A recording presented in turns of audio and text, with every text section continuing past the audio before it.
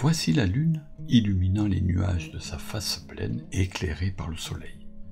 Son visage, grêlé par les taches grises que sont les mers, nous est tellement familier qu'il est difficile de la voir autrement. Mais imaginons que cela soit possible et que nous puissions observer en permanence ce qu'on appelle la face cachée de la Lune. Voici ce que nous admirerions. Étonnant, non ? On pourrait croire qu'il s'agit d'une autre planète tellement la différence est importante. Bien sûr, de nombreuses hypothèses existent quant à cette différence d'allure, en voici d'ailleurs une liste. Dans cet exposé, nous nous baserons sur un texte de 2022 dont voici les références. Pour les auteurs, tout part d'un gigantesque impact qui a formé le premier bassin lunaire connu, appelé SPA en anglais pour South Pole Aitken ou PSA en français pour Pôle Sud Aitken. Dans cette animation plus ou moins réaliste de la NASA, on voit la Lune se refroidir après sa formation, puis subir l'impact SPA. Une pluie d'éjectars recouvre les environs et s'abat très loin sur la Lune. Ce choc gigantesque va produire un réchauffement interne au sein même du manteau lunaire. La zone d'impact, comme on le voit sur cette image, est très étendue.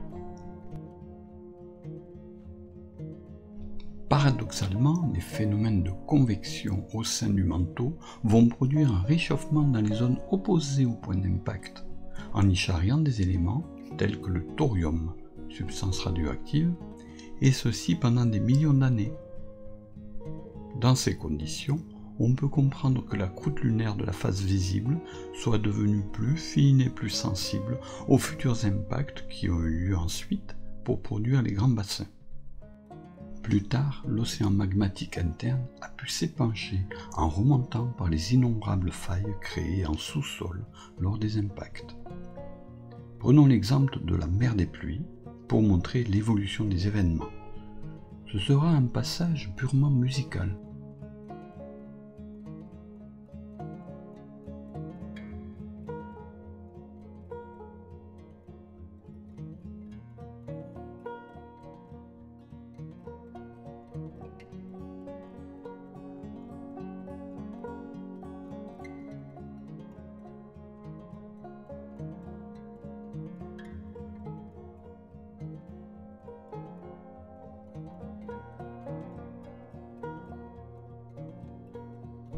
Et oui, le bassin est toujours là, sous la lave.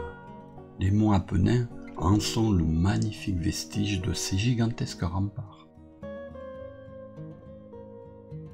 Mais le plus beau bassin qui existe sur la Lune est sans conteste celui sous-jacent à la mer orientale. À voir les différents anneaux montagneux qui s'y sont formés, on comprend mieux la puissance de l'impact initial.